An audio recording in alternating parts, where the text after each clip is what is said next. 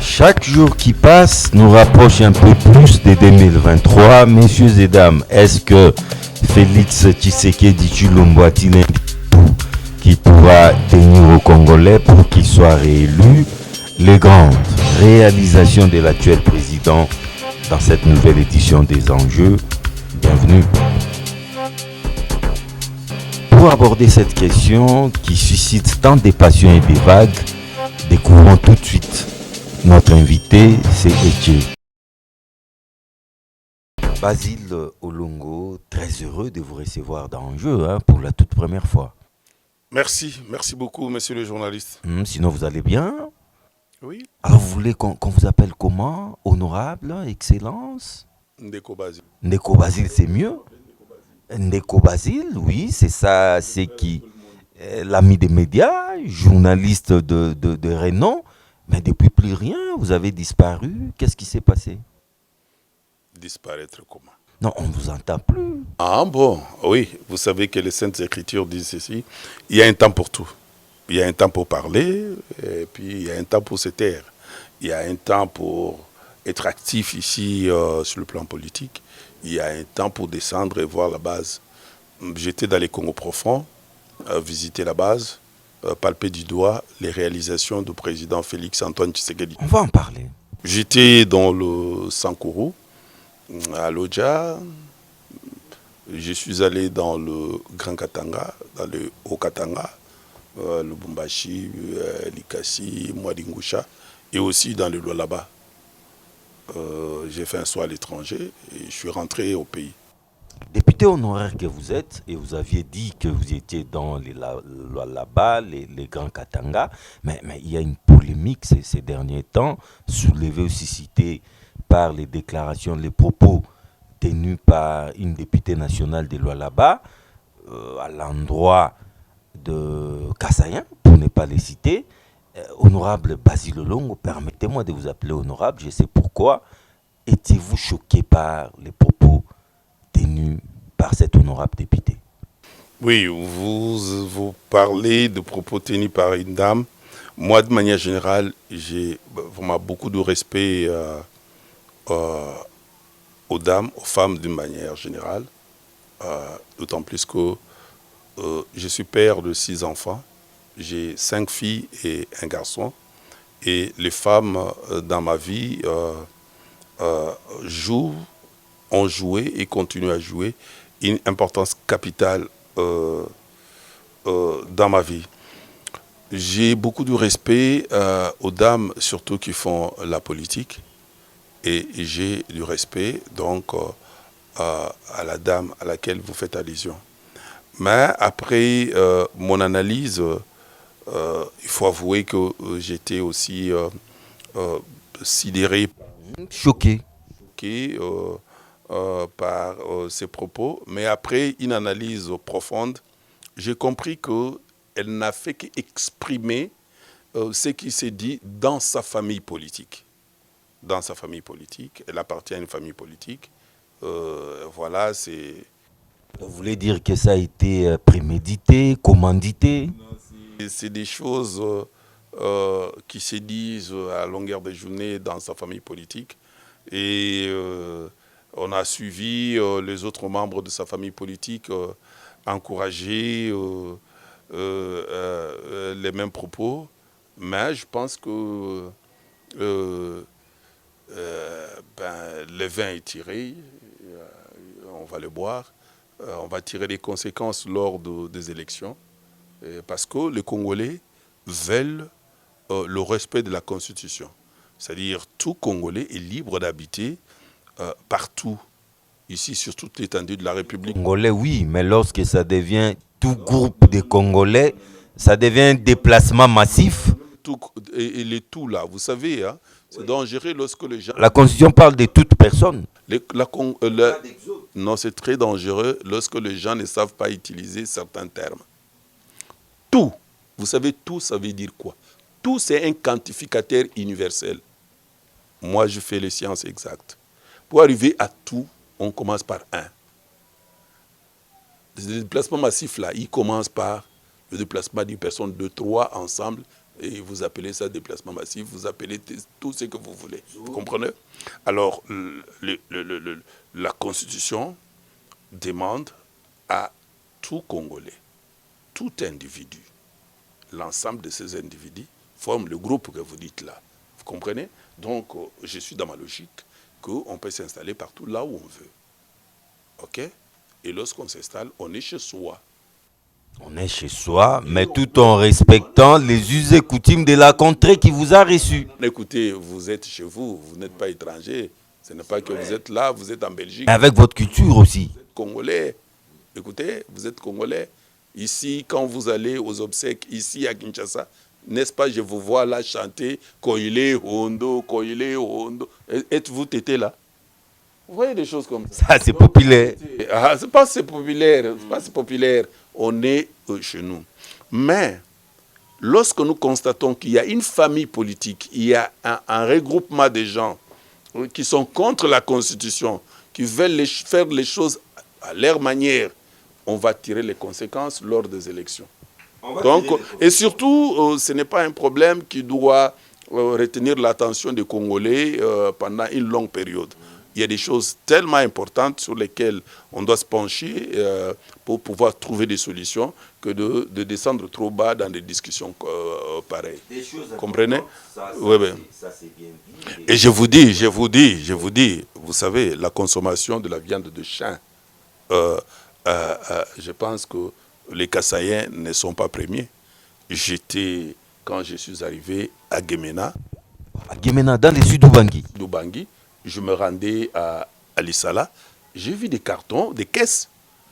Et moi, je me disais, non, ces gens sont terribles dans l'élevage de lapins.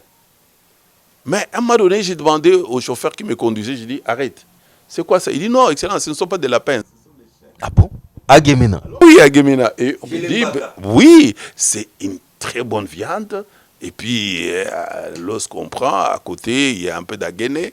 Ah, je me dis, bon, waouh. Ah ben, tout ça, bon, chacun a sa manière de voir les choses. Moi, je n'ai jamais mangé ça, et ça ne m'intéresse pas. Mais ce n'est pas pour autant que ça soit l'objet de discriminer un coin. Des mépris. Et ce n'est pas très intéressant.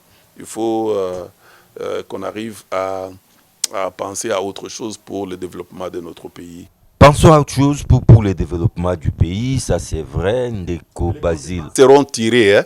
Ce n'est pas qu'on a oublié. Le pardon, il est accordé, mais les conséquences seront tirées. Mais c'est que cette dame a gagné son pari, les Congolais sont divisés. Non, les Congolais ne sont pas divisés, mais lors du choix, il y a des éléments qui vont permettre à ce que le choix soit fait correctement.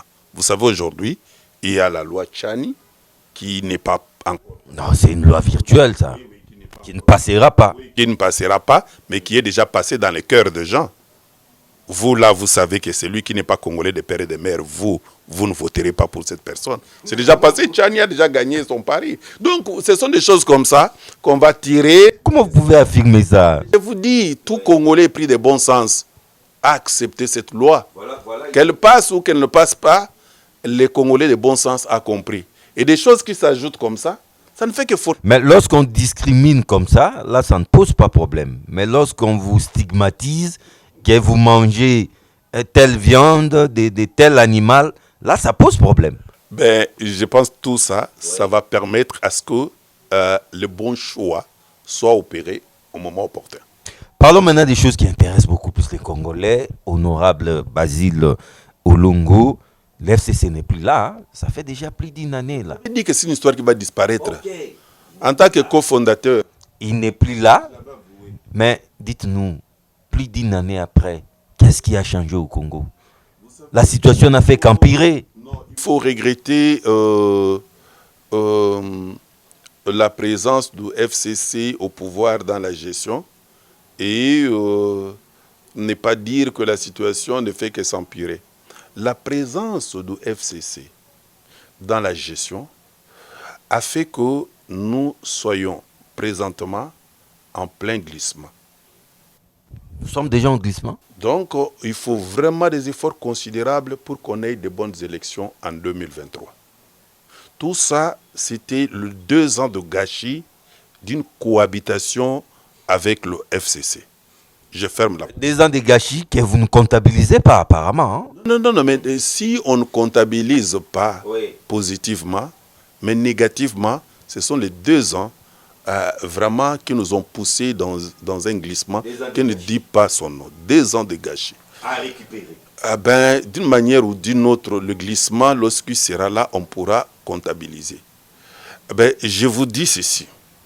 Je pense que les gens s'énervent déjà, ils parlent de glissement, tout ça. Il est vrai que même le président n'aime pas les glissements. Mais déjà, il y a 2 ans que le FCC a forcé pour que le glissement soit là. Ça m'étonne que les mêmes personnes réclament qu'il faut les coûte que coûte les élections en 2023. Alors, je reviens pour vous dire que nous, les FCC, pour répondre à votre question, sur laquelle le FCC est parti. Oui. Qu'est-ce qui a changé au Congo?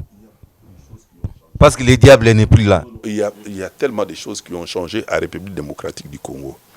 Sous l'impulsion du président de la République, Félix Antoine Tshisekedi Tshilombo. Je me reposerai cette question autrement pour dire qu'est-ce que le président Félix a fait. Autrement dit, ses réalisations, plus de 3 ans après. Le président Félix est venu et il a instauré la gratuité de l'enseignement. Cette gratuité, quand bien même étant constitutionnelle, elle n'a jamais été matérialisée. Mais avec le président Félix, nous vivons la matérialisation de la gratuité de l'enseignement. Les 2 ans qu'on avait là, les gens faisaient tout pour que cela ne soit pas une réalité. Mais au nom de la gratuité, la qualité a été sacrifiée. Ça, vous le savez. Ces enfants-là étudient dans quelles conditions? Témoins, voilà là où les Congolais ont l'habitude d'aller chercher, là où loge le diable. Pendant plus de 20 ans, ces enfants ne sont pas allés à l'école. Et nous avons produit des bandits des grands chemins, des Koulouna, ici, dans notre pays. Pendant plus de 20 ans, je prends les 18 ans de Kabila et les 2 ans de Mouzé. 20 ans, ces gens-là ont fait tout ce qu'ils ont fait dans ce pays. Et aujourd'hui, quelqu'un qui vient rompre avec cette façon-là de voir les choses et de faire, il amène ses enfants, ces jeunes enfants qui devraient faire comme leurs aînés, il coupe, il les amène à l'école. Vous dites non, mais ils étudient dans quelles conditions? C'est comme si un parent, parce que ses enfants n'ont pas mangé pendant 3-4 jours, il part à Gambela, il ramasse de la pourriture pour venir à donner de ses enfants et dire que vous avez fait 3-4 jours sans manger, mangez ça. Mais c'est ça ce que vous voulez dire. Non, ce n'est pas comme ça. C'est un parent qui part à Gambela, qui va acheter vraiment à manger. Non. Qui va acheter de la bonne nourriture à ses enfants et puis qui ramène à la maison. Étant donné que ça fait longtemps que ces casseroles, ces marmites ont été utilisées, on dit que non, il vient préparer avec des casseroles trouées. Est-ce que Ekobela Noki?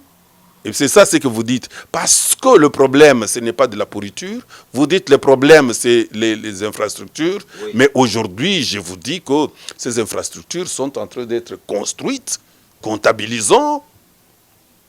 Par exemple... Non, à Kinshasa seulement. À Kinshasa, il y a 200 écoles lancées. C'était deux écoles seulement. 2 écoles.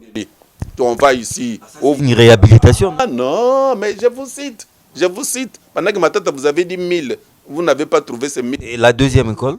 À Lemba. Non, Mokengeli, c'est à Lemba. La 2e. Oui. La 2e, c'est à... Comment on appelle ça? Pas de Kimpoko. Pas à Kimpoko. C'est un peu loin. Les noms vous échappent, hein? Le nom m'échappe. Mais vous arrivez là. Je suis allé, j'ai dit, mais pourquoi ils ont fait ça comme ça en brosse? Donc là, il faut aller entrer par... comment on appelle? Tu vois, Kingakati à droite, à gauche, comment on appelle ça? Vous descendez un peu là-bas, vous dépassez Maloukoua. C'est là qu'on est allé construire là-bas. C'est juste une 2e école. Mais je vous cite, ça c'est à Kinshasa. À Mbujimaï, vous allez dans la commune de la Mouya. Une école pour 1200 élèves. À Mbujimaï, toujours, vous allez à... Oui, à Mbujimaï. C'est pas c'est pas Mbujimaï que le chef de l'État fait un constat malheureux. Là. Il a fait le constat malheureux. Oui. Oui, de quoi? Que la célérité n'était pas accordée. Ce n'était pas qu'on n'a pas construit. Amboujimaï dans la commune de Mouya, ex-Athénée de Mouya, pour 1200 élèves. Regardez ce qui est sorti du sol. Amboujimaï, toujours dans la commune de Kanchi, à l'Institut Saint-Jean-Baptiste de la Salle, là où j'ai fait l'école maternelle, avec mon frère et ami, professeur Chibangu. Avec Chibangu, pas Chibangu Kalala, Chibangu, le professeur de l'IEC. Et avec le président de la République. Il a étudié aussi là-bas. Saint-Jean-Baptiste de la Salle. Kalenda Moudichi aujourd'hui. Regardez, parmi les meilleures écoles d'Afrique. Pour ne citer que cela. Au lieu d'aller un peu plus loin, parce que la liste est longue. Ce sont ces écoles ajoutées à ces 200 ici qu'on est en train de construire maintenant à Kinshasa. Qu'on est en train de construire. C'est un chantier. Hein? Le mandat n'est pas fini. Mais je vous dis... On est presque à fin mandat là. On n'a plus beaucoup de mois. Et ce sont des constructions, non? Ce n'est pas par une baguette magique. Non, on est en train de construire. Et puis ça va finir avant les élections. On parle de réalisation du président de la République. Le président a trouvé le pays dans un isolement diplomatique qui ne dit pas son nom, vous le savez. Pour reconnaître la République démocratique du Congo, on faisait allusion au combat Mohamed Ali et Georges Foreman. Et on parlait de Zaïre. Je vois même nos compatriotes qui sont à l'étranger avec des drapeaux de Zaïre et des trucs de... Les nostalgiques là. Non, c'est parce que c'est par là qu'on reconnaissait la République démocratique du Congo à l'étranger et ailleurs. Aujourd'hui, on a vu pour la toute première fois un président de la République démocratique du Congo, deuxième poumon du monde, avec la forêt que nous avons, siéger à la COP26. Pour dire au monde ce que nous sommes. Et que l'on soit reconnu comme tel. Les dividendes, même si c'est peu. Heureusement que vous l'avez dit, hein. Siéger, c'est bien beau, mais pour quel résultat? Mener quelque chose, même si les autres qui sont passés n'ont rien ramené, n'ont rien fait pour que l'on soit connu. Lui, au moins, il a fait quelque chose. C'est encouragé. Il est le seul président congolais qui a siégé avec le G20, le G7, les grands de ce monde, pour connaître ce que nous avons. Avec comme dividende... Mais qu'est-ce que cela rapporte aux Asiates, des Congolais, des Basile? Rapporte au pays... Ce sont des tapis rouges inutiles pour le pays. Lui, la différence est que on a fait le tapis, il n'est pas allé pour des raisons protocolaires, mais il y a des dividendes. La création de l'usine de fabrication de batteries ici à base de lithium. C'est en République démocratique du Congo, le lithium n'est pas sorti aujourd'hui de la République démocratique du Congo. Mais lorsque vous voyez qu'il y a des industries qui naissent à cause de ces déplacements, il faut applaudir. Il faut applaudir. Le lithium, ce n'est pas aujourd'hui que nous connaissons le lithium en République démocratique du Congo, c'est depuis Mobutu. Mais quand vous voyez ces déplacements, toutes ces présences qui ramènent, on doit féliciter. Le président de la République, à part cet isolement diplomatique qu'il a rompu et qu'il a bien, comme il a bien presté en tant que président de l'Union africaine, on a vu qu'on a des Congolais quand même capables, comme lui, qui nous a valablement défendus. Ça, on met de côté. Il est arrivé au niveau de la sécurité. Au niveau de la sécurité, il a trouvé les pays, l'Est du pays, en guerre pendant plus de 18 ans. Et qu'a-t-il fait? Il vient, il met en place une nouvelle stratégie. Laquelle? Aujourd'hui, nous avons... C'est cet état de siège qui tâtonne là? Comment vous dites que c'est un état de siège qui tâtonne? Mais ce n'est pas moi qui l'ai dit, c'est la société civile de cette partie de la République qui l'a dit. Une société civile composée de Congolais, comme nous, comme vous, qui voyons tous la réalité. Oui, mais ils vivent là-bas. Non, il y a aussi des gens qui vivent là-bas et nous qui avions travaillé là-bas, moi, personnellement. Oui, vous comprenez? Donc, il y avait un moment donné, en tant que vice-ministre, en tant que vice-premier ministre, je ne pouvais pas mettre mes pieds à Mayangos. Moi, en mission de service, accompagné du gouverneur civil, à l'époque, Julien Paloukou. On ne pouvait même pas mettre nos pieds à Mayangos. Mais aujourd'hui, pendant plus de 20 ans, on a essayé avec le gouvernement civil, le gouverneur civil. Et le président vient avec l'état de siège. On a des gouverneurs militaires. On peut aujourd'hui arriver à Mayangos. On peut arriver au triangle de la mort. Il y a plus de 132 villages qui sont récupérés, mon frère. Les groupes armés qu'on avait un peu partout là, il y a une réduction totale. Il y a ceux qui se sont rendus. Mais nous, on dit que non, non, ce n'est pas parfait, parce qu'on veut la paix totale. Mais Tel est le souhait des Congolais. c'est en train d'être fait, mais ça doit être encouragé. Ça, c'est le président Félix. Le président Félix, président de la République, en termes des infrastructures, Kinshasa n'est pas la République démocratique du Congo. Il est président de 25 provinces plus la ville-province de 145 territoires. 145 territoires. Le seul de tous les présidents qui sont passés qui va laisser une empreinte dans le 145 territoires de la République démocratique du Congo. Ah, attendons voir. Je dis parce qu'il a déjà commencé. Je vous en cite. Non, mais je vous en cite. Nous avons déjà des précédents fâcheux. Hein? Il y a 100 jours, il y a 0 trou, il y a Tchilégelou qui n'ont accouché que d'une souris. Non, c'est du mensonge. C'est un discours de gens qui veulent véhiculer la haine et de l'intox. Qui vous disent que le 100 jours, qui vous disent que le Tchilégelou n'ont rien apporté. Quand vous êtes ici à Kinshasa, vous êtes journaliste, vous avez votre caméra, partez un peu du côté de Ntélé pour aller vivre l'asphalte qui est fait dans le cadre de 100 jours. 100 jours? Oui. Pour lesquels on a arrêté des gens et qu'on commence à libérer? Oui. 100 jours, vous m'avez cité Mokengeli ici. C'est dans le cadre de 100 jours. Les jours où l'on prononçait le discours pour commencer le 100 jours, c'était au niveau de l'échangeur de Limete.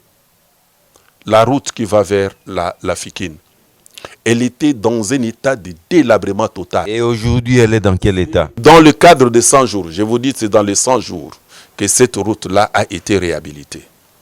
C'est dans le cadre de 100 jours qu'on a initié le travaux de la route qui quitte la foire, qui traverse Lemba jusqu'à arriver à Angalieba. Du jamais vu, depuis que Kinshasa est Kinshasa, que le Congo est Congo. C'est 100 jours qu'on vous dit que rien ne fait, que vous voyez les sauts de moutons que vous avez empruntés pour venir ici. Ce ne sont pas de lits que le président Félix va amener dans sa famille. Plus de 50 millions de dollars, 57 millions de dollars détournés. Il y a eu un procès sur ça, Ndeko Basile. Suivez-moi aujourd'hui, je vais vraiment clarifier et mettre fin à cette campagne de haine.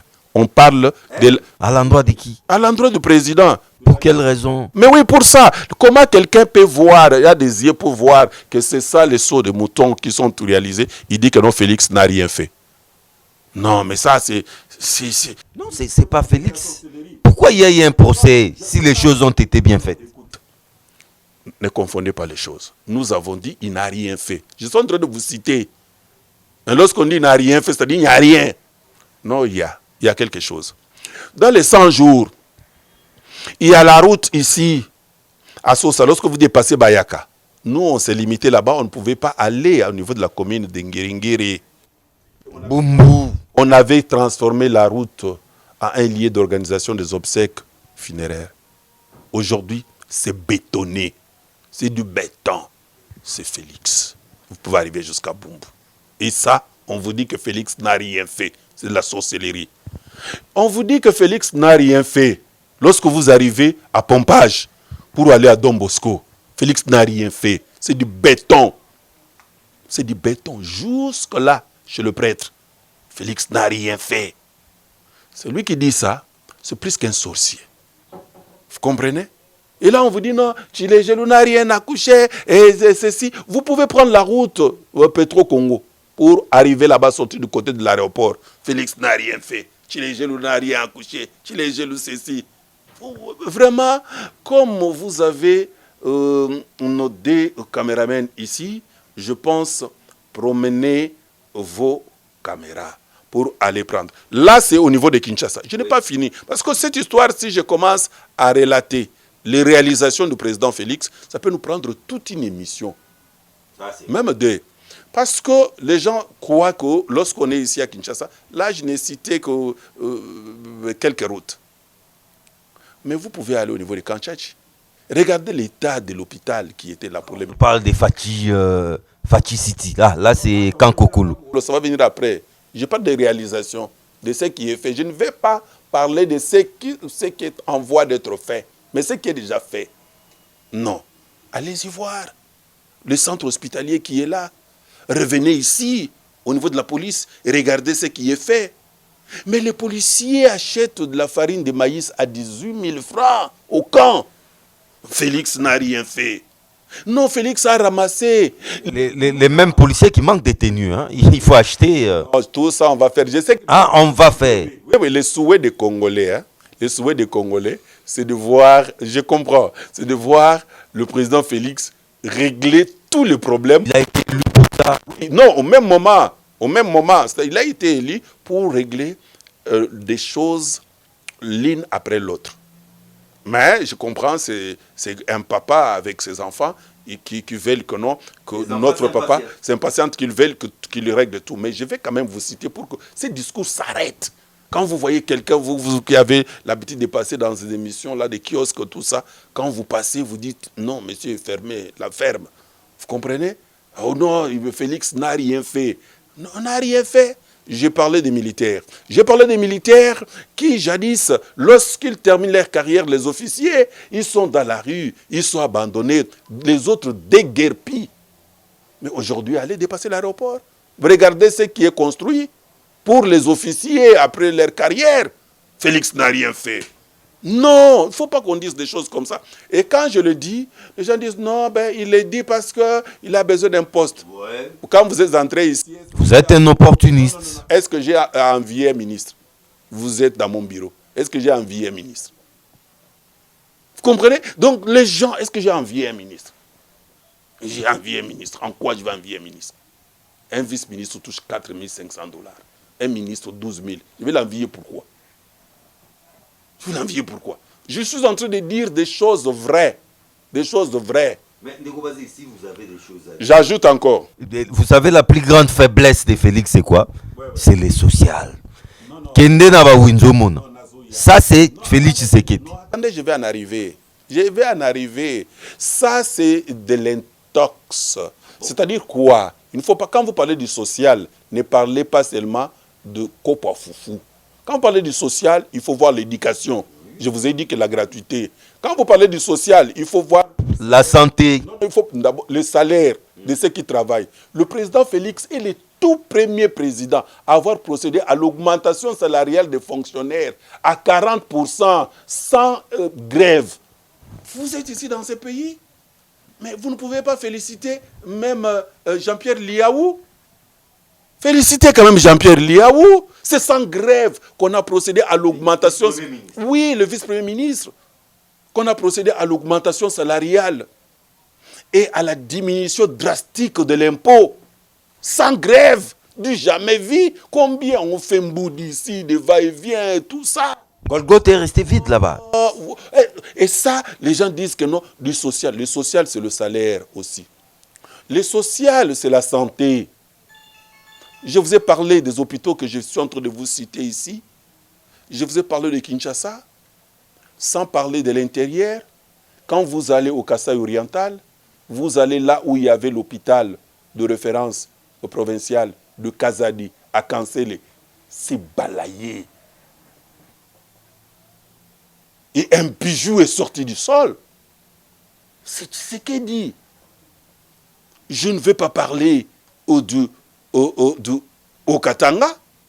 Je ne vais pas parler du Lualaba à Kolwezi. Regardez ce qui est sorti comme centre hospitalier. Signé Tshisekedi. Ah oui! Je ne peux pas parler de l'université dans le Lualaba à Kolwezi. Et ça, c'est l'œuvre de Tshisekedi. Mais qui? C'est lui le président de la République. C'est lui le président. C'est lui, tout ça. Il faudra faire attention. Un entrepreneur va construire son immeuble ici, vous allez le coller à Félix Tshisekedi. Hein? Non, non, il y a d'abord pas un entrepreneur. Je parle d'abord de ceux qui représentent le président en province, qui sont les gouverneurs, qui travaillent sous son impulsion. Mais l'entrepreneur, s'il arrive à construire ici, c'est parce que le Félix Tshisekedi a arrangé le climat des affaires. C'est comme ça qu'il a construit cet immeuble. Ça aussi, c'est... Mais je ferme la parenthèse. Oui, oui. Alors, vous avez parlé de ce qui est à manger. Oui. Ouais. Parce que les sociales, à manger, vient quand même en pole position. Ça, il faut reconnaître que le président Félix a eu la malchance d'arriver au pouvoir et de trouver des paramètres, des conditions très mauvaises réunies pour qu'il échoue. Mais il avait bien compris d'aller laisser ce pays entre les mains de l'Éternel. Mais en dépit de ces conditions, il est en train de faire un effort. Quelles sont ces conditions? Je ne vous ai pas compris. Il a trouvé 3 situations qui ont un caractère international. Il y a le changement climatique, les inondations et la sécheresse à travers le monde.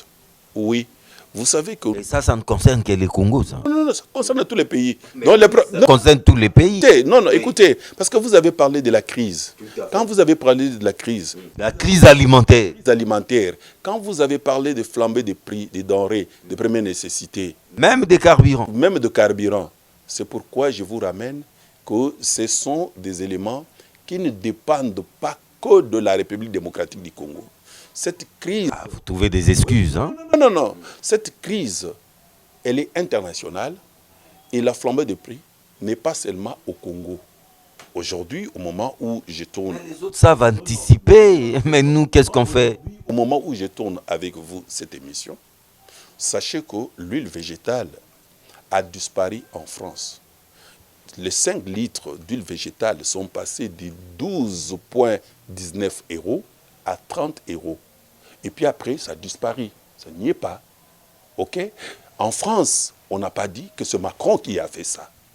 Ils ont compris la cause et ils se mettent ensemble pour trouver des solutions, pour anticiper, comme vous êtes en train de dire, j'emprunte votre mot. Mais ici... Nous, on ne sait pas anticiper, gouverner, c'est prévoir. Si dans notre pays, la même crise est en face au niveau du Congo-Brazzaville, la même crise est au Gabon, où l'inflation... On ne les ressent pas de la même manière. La même crise, au-delà même de ce que nous ressentons ici, ailleurs déjà, il y a eu une rupture de stock au niveau des stations de carburant, dans d'autres cieux, dans d'autres pays.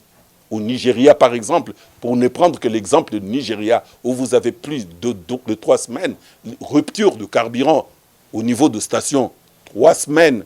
Au Congo, ça ne s'est jamais fait.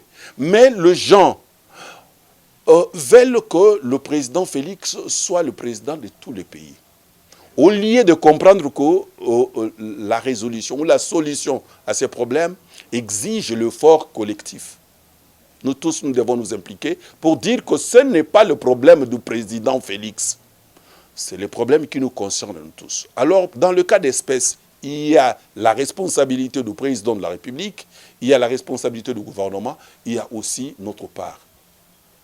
C'est ce que nous devons faire. Qu'est-ce que faut-il faire? Il faut accepter qu'il y a cette crise alimentaire. Oui, que faire?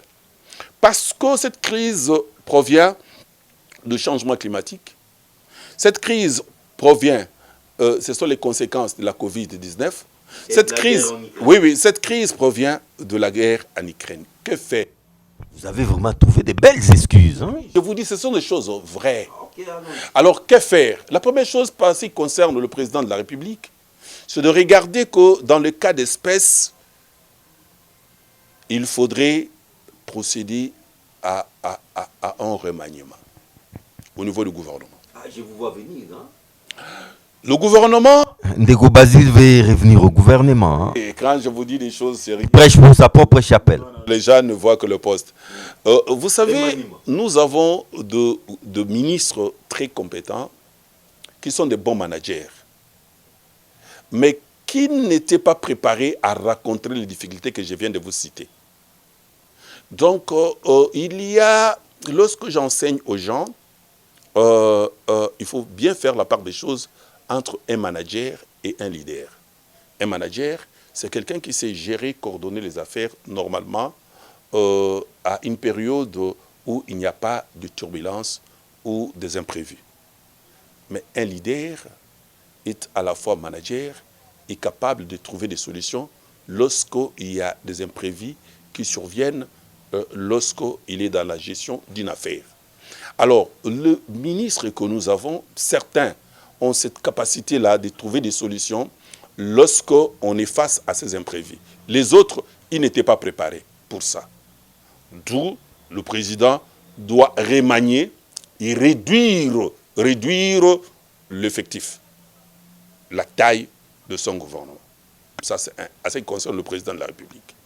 Et donner un plan de sortie de cette crise qui va aller jusqu'au-delà de 2023.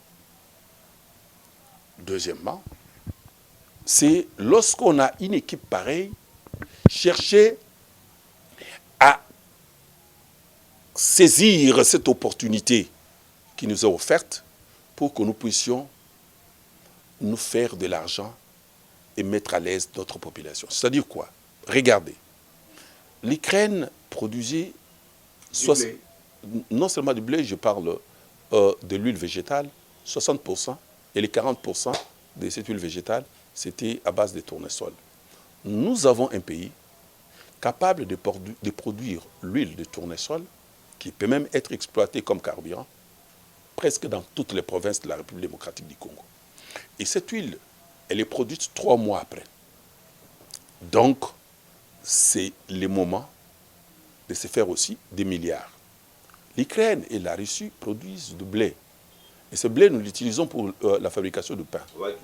Et quand vous regardez dans mes rayons qui sont là-bas, lorsque vous allez filmer avec votre caméra, j'ai de la farine de manioc pour produire du pain. J'ai fait venir les Italiens ici, ça fait 6 mois que je les avais invités ici. Et ils ont dit, mais c'était fantastique. Les Chinois, pareil, la farine que vous voyez là. La farine de manioc, nous pouvons non pas mélanger avec du blé, mais produire du pain à base de la farine de manioc. Et exporter même vers d'autres pays. Troisième élément que nous pouvons faire de l'insalubrité que nous voyons ici, dans le pays, à Kinshasa et dans toutes les grandes villes, une opportunité d'affaires. C'est-à-dire, je ne suis pas contre le recyclage des bouteilles. Non. Mais ces bouteilles-là, on peut les prendre pour produire du carburant. Mais nous avons vu les présidents, Tambo Battant, inaugurer une usine de transformation des bouteilles. Recyclage. Ce n'est pas mauvais le recyclage. Mais ce serait encore plus meilleur si c'est recyclé. Parce que lorsqu'on va recycler, on va produire des bouteilles, on va produire encore du plastique, on va rejeter encore, redéverser dans la nature. Oui, oui. Mais ce serait beaucoup plus mieux de prendre ces bouteilles et d'en produire du carburant. Le ministre de l'Industrie, Julien Paluku, a organisé un concours ici. Il a vu les jeunes talents passer, prendre ces bouteilles, recycler et produire du carburant. On a pris du carburant produit lors de ces tests-là, on a mis dans une moto et on a roulé avec la moto. Donc, c'est une solution facile. C'est bien de pouvoir vider nos rivières ici, des bouteilles que l'on déverse chaque jour dans nos rivières, dans nos cours d'eau ici. C'est bien de vider, mais ce sera encore mieux de prendre ça et d'en produire beaucoup plus de carburant parce qu'on en a besoin. Et quatrième élément, c'est de pouvoir se constituer un matelas de devises. Nous sommes dans un pays où il y a des gisements d'or, je ne sais pas comment vous expliquer. Intéressant. Je ne sais pas comment vous expliquer. Mais l'or peut nous aider à constituer le réserve dans nos banques. Comment? C'est en créant ce que j'ai appelé, au niveau de la présidence de la République, la cellule spéciale pour la production de richesses. La cellule spéciale pour la production de richesses. Et dans la cellule spéciale pour la production de richesses, on doit devoir mettre en place une structure comme je l'avais proposé à l'époque du Kabila, ça qui concerne le cobalt, mais ici, ça qui concerne l'or, la récupération de l'or et de la gestion de l'or produit d'une manière artisanale. Donc, ça, je n'ai même pas besoin d'être un ministre. Vous comprenez? Parce que c'est des milliards que je produis. Vous comprenez? Oui. Donc, ça, La richesse, c'est la dette. Et nous avons pris une très mauvaise habitude dans notre pays de niveler le pays vers le bas. C'est pourquoi on est engagé dans des discussions stériles. J'aime beaucoup votre émission, John. C'est pourquoi je vous dis ces choses, pour que le gouvernement puisse saisir. Je ne suis contre personne dans ce gouvernement-là. Je soutiens tout le monde, mais je suis en train de présenter la réalité pour sortir notre pays de cette crise. Ndeko Basile, en tout cas, je n'ai pas vu nos 3/4 d'heure passer parce que vous parlez beaucoup. Mais c'est promis. J'ai remarqué, vous avez beaucoup de choses à dire. Je crois que nous reviendrons dans un acte 2, cette fois-ci aussi pour parler des élections. Mais pour le moment, on vous donne la parole pour conclure en 60 secondes là. Non, ce n'est pas vrai. Oui, mais à propos des élections, les élections, on y reviendra.